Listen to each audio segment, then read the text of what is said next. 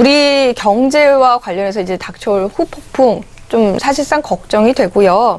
또 보호무역 관련해서도 지금 우려감이 커지고 있는 상황인데 시장 분위기와 함께 이 관련 이슈들 좀 체크를 해볼까요? 네, 시장의 분위기, 말씀을 하고 계신 대로 일단 힐러리 클린턴에 대한 시장의 어떤 그 기대감 오히려 그럼 크게 작용을 하고 있다라고 봐야 되지 않을까 말씀을 드릴 수 있을 것 같습니다. 지난밤 글로벌 증시, 유로존 증시도 마찬가지고요.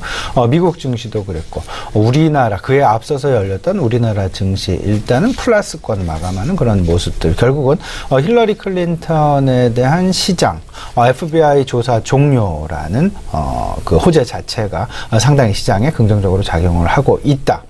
이 부분을 조금 좀 벌써 한 걸음 더 나아가서 생각을 해보면 과연 시장은 힐러리 클린턴을 원했느냐 아니면 도널드 트럼프를 원했느냐. 결국은 결론은 시장은 지금 현재 결론이 나진 않았습니다만은 힐러리 클린턴 대통령을 원하고 있다라는 것. 그 이유, 힐러리 클린턴이냐 도널드 트럼프냐가 아니라 오히려 시장은 변동성 국면보다는 안정성 국면을 원하고 있다라는 쪽으로 시장 무게중심 쏠리고 있다라는 것.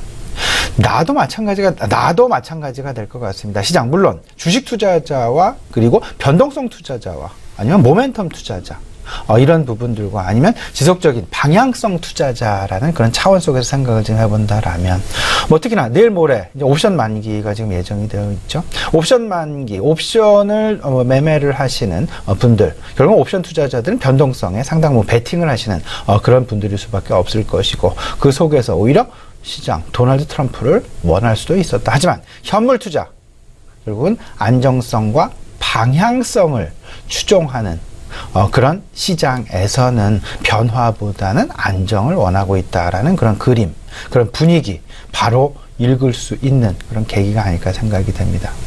일단 대통령 선거 당선자 윤곽 내일 오후 1시에서 2시 늦으면 한 3시 정도면 윤곽이 드러날 것으로 이렇게 지금 예상이 되고 있는데요. 내일 오전 어찌 보면 극도의 경계 심리가 시장 내에 나타날 수도 있고 반면에 지금 현재의 판도 이런 상황들이 계속 진행이 된다라면 시장 긍정적인 상황을 지나서 오히려 시장의 주 관심사는 대통령 선거 이후의 장세에 대해서 분명히 시장 미리 움직이려는 그리고 미리 준비하려는 그런 경향이 짙어질 수 있다라는 것.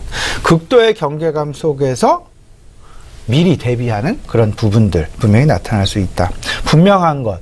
어제도 그렇고요. 지난주에도 그렇고 대통령 선거 이후에 가장 크게 변하는 미국의 정책 변화는 무엇일까?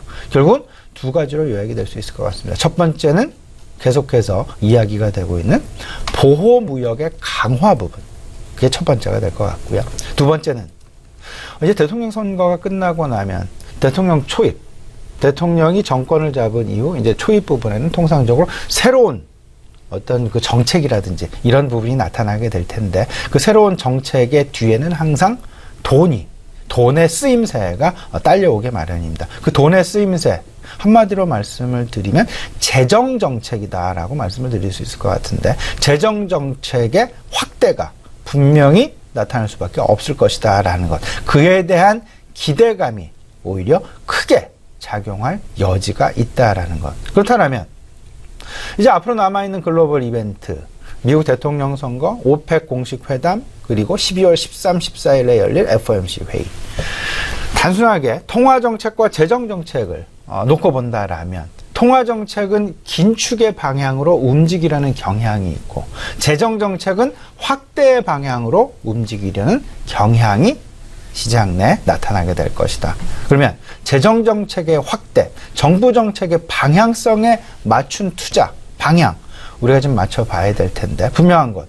보호무역이라는 것은 우리 시장에는 상당히 우리 업체들, 우리 제조업체, 우리 기업들에게는 상당히 이를 넘어야만 하는 그런 허들임에는 분명합니다. 왜냐하면 우리나라 전체적인 GDP 중에 수출이 차지하고 있는 비중이 50%가 넘기 때문이죠.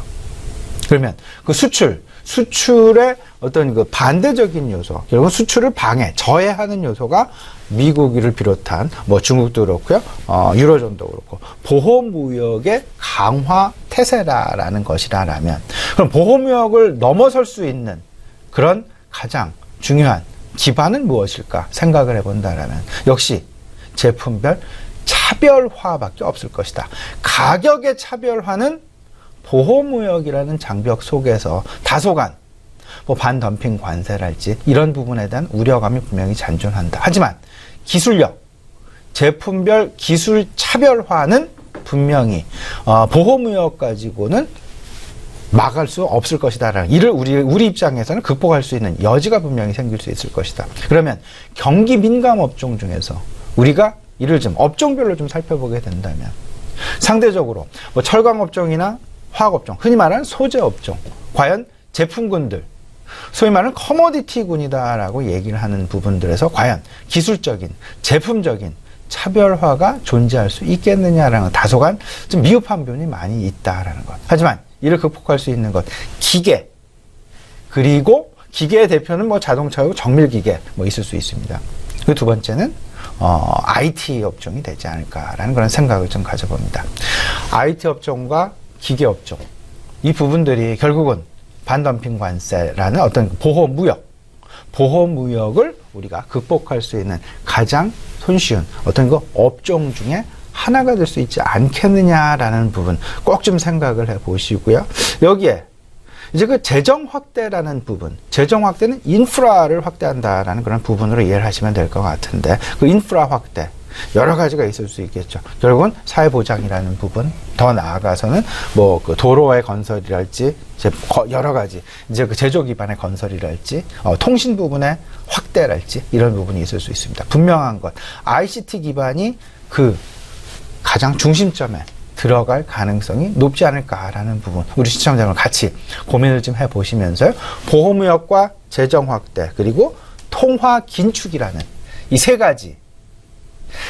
가지라는 큰 그림 속에서 결국은 교집합 그리고 이를 넘어설 수 있는 업종 먼저 찾아내시고요. 그 속에서 종목을 다시 구해가는 그런 전략 필요해 보이지 않나 생각이 됩니다.